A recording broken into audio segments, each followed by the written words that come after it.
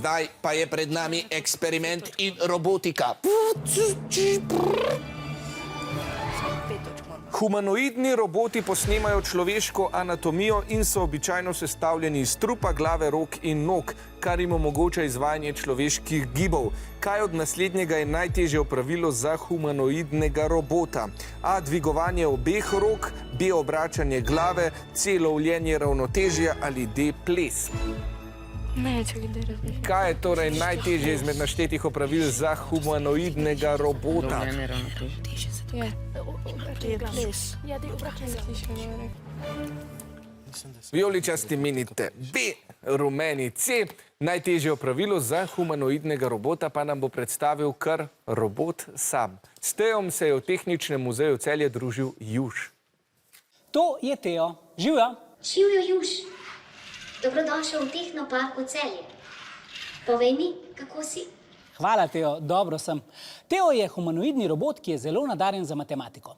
Teo, koliko je 25 krat 15? Obožujem matematiko. Moji pozitronični možgani že računajo. 15 krat 25 je enako 375. Teo tukaj v Tehnoparku Celje otroke uči različne stvari. Poleg tega je odličen plesalec.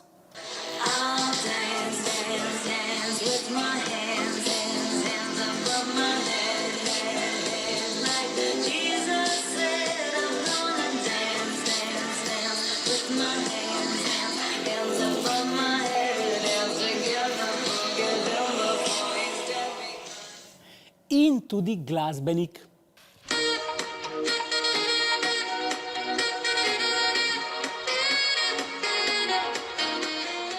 Teo vsega tega ne bi zmogel brez Barbare. Jaz sem Barbara in sem robotka.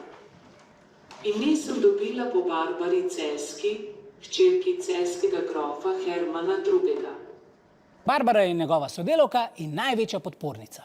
Da Teo vse to zmore, je zaslužno zelo napredno programiranje gibanja, ki mu omogoča koordinacijo vsega telesa. Glavo, na primer, premika samo z vratom. Teo, da ne pade, mora biti njegovo težišče ves čas med njegovima nogama. Pri hkratnem dvigovanju rok, na primer, težišče njegovega telesa ves čas ostaja v isti točki. Zato zanj ta gib ni težek. Najtežje pa lovi ravnotežje. Če se Teo močno nagne naprej, se s tem naprej nagne tudi njegovo težišče. In Teo skoraj pade na nos. Še malo.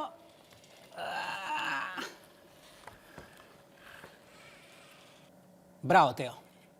V takem primeru bi človek lovil ravnotežje tako, da bi naredil nekaj korakov naprej, krilil z rokami ali pa počepnil. Taka kombinacija gibov pa je za Tea, humanoidnega robota, zelo težka in zahteva že zelo napredne algoritme. Hvala, Juš, hvala. Teo, pravilni odgovor je C. To pa pomeni 5 točk za rumene.